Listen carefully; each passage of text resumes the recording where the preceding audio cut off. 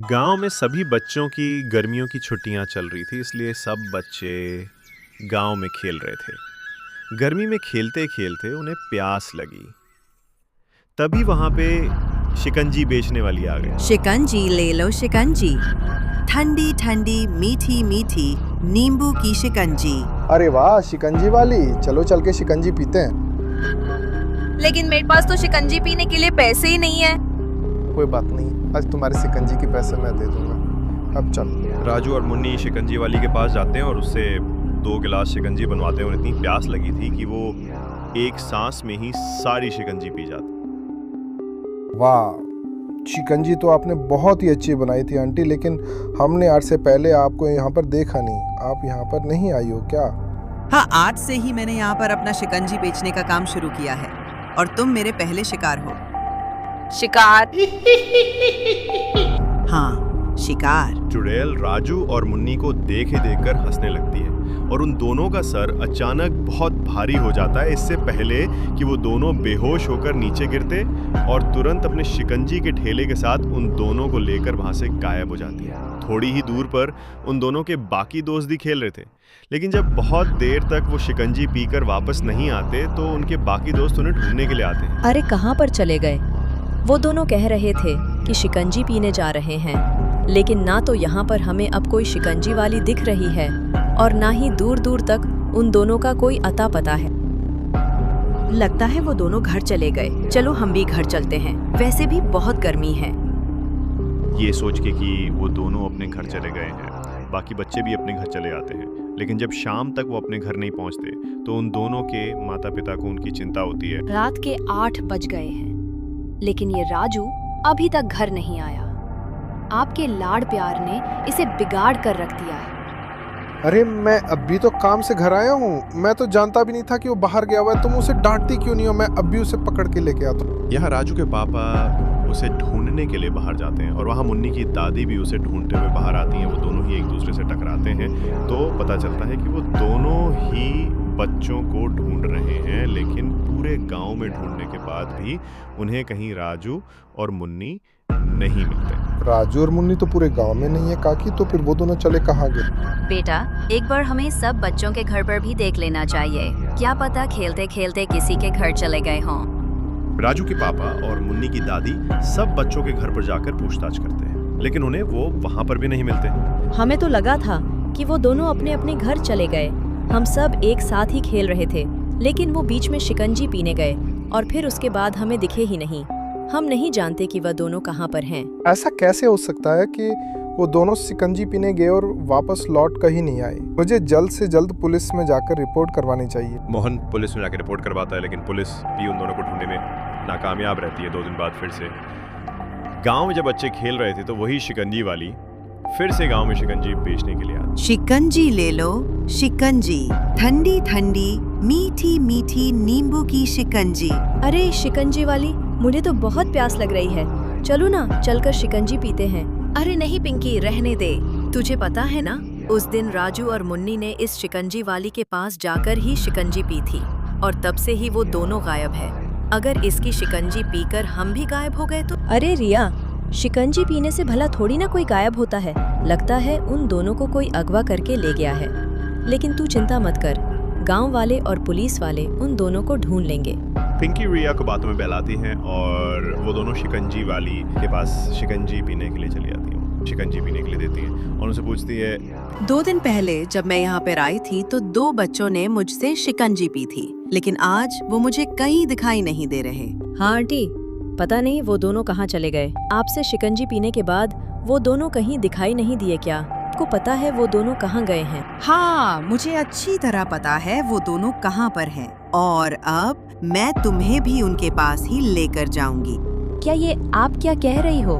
इसका मतलब आपने ही उन दोनों को अगवा किया है? अरे मेरा तो सर घूम रहा है, मुझे चक्कर आ रहा है, ये क्या हो रहा है मुझे? शिकंजे बेचने वाली औरत जोर जोर से हंसती है और जैसे ही वो दोनों बेहोश होती हैं तो वो फिर से ठेले और उन दोनों बच्चों के साथ वहां से गायब हो जाती है रात होने तक। जब आज वो दोनों भी अपने घर नहीं पहुंचती तो उनके घर वाले भी उन्हें ढूंढने के लिए पूरे गांव में छानबीन करते हैं, लेकिन उनकी बेटियां भी पूरे गांव में। पता नहीं किसकी नजर लग गई, हमारे गांव को आए दिन गांव से कोई न कोई बच्चा गायब होता जा रहा है। मुझे तो समझ नहीं आ रहा कि आखिर बच्चे जा कहाँ रहे हैं। उस दिन तिंकी ने बताया था कि गांव में एक शिकंजी बेचने वाली आई थी और राजू और मुन्नी उसके पास शिकंजी पीने गए थे। उस वक्त मैं इतना टेंशन में था कि मैंने इस बात पर ध्यान ही नहीं दिया, कहीं वो शिकंजी बेचने वाली ही तो बच्चों को अगवा नहीं कर रही। अगर ऐसा है तो वो जरूर गांव के आसपास ही रहती, क्योंकि शिकंजी बेचने के लिए कोई ज्यादा दूर से तो आएगा नहीं। हो सकता है उसने गांव के आसपास ही बच्चों को बंदी बनाकर रखा हो। हम सबको चलकर देखना चाहिए। अरे हम इस तरह से किसी के गांव में नहीं घुस सकते, इसमें हमें पुलिस की मदद लेनी होगी। वो लोग पुलिस को जाके ये बताते हैं तो पुलिस उनके बताने पर आसपास के गांव के सभी शिकंजी वाली के घरों पे छानबीन करती है, लेकिन कहीं पर भी उनके बच्चे बरामद नहीं होते। उस दिन के बाद के गांव में शिकंजी वाली भी नहीं आती।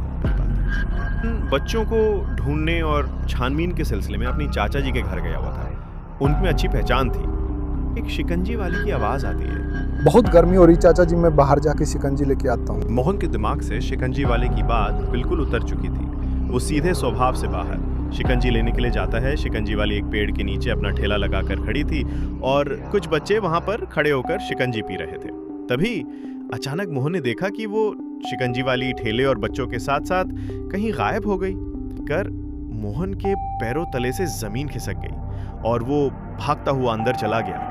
उसने अपने चाचा जी से भी इस बारे में कुछ बात नहीं की और सीधा अपने घर चला गया। अरे क्या बात है जी, आप इतने घबराए हुए क्यों? ममता के पूछने पर मोहन उसे सारी बात बताता है तो मोहन की तरह ही ममता के पैरों तले से भी जमीन खिसक जाती है। वो दोनों देर न करते हुए पास के गांव वाले तांत्रिक बाबा के पास जाते हैं। इसका मतलब वो शिकंजी बेचने वाली कोई इंसान नहीं बल्कि एक चुड़ैल है जो बच्चों को अगवा कर रही है। मुझे जल्द से जल्द उसके स्थान का पता लगाना होगा, वरना वह बच्चों के साथ पता नहीं क्या करेगी। लेकिन हम उसके स्थान का पता कैसे लगाएंगे बाबा? कभी वो इस गांव में शिकंजी बेचने के लिए जाती है तो कभी उस गांव में, और वो भी सिर्फ थोड़ी देर के लिए। हमें कैसे पता लगेगा कि वो किस दिन किस गांव में गई है? तुम चिंता मत करो बेटी, मेरे पास मेरी विद्या है जिससे मैं काफी हद तक उसके बारे में पता लगा लूंगा। बाकी तुम चिंता मत करो, मैं तुम्हारे बच्चों को बचाने की पूरी कोशिश करूंगा।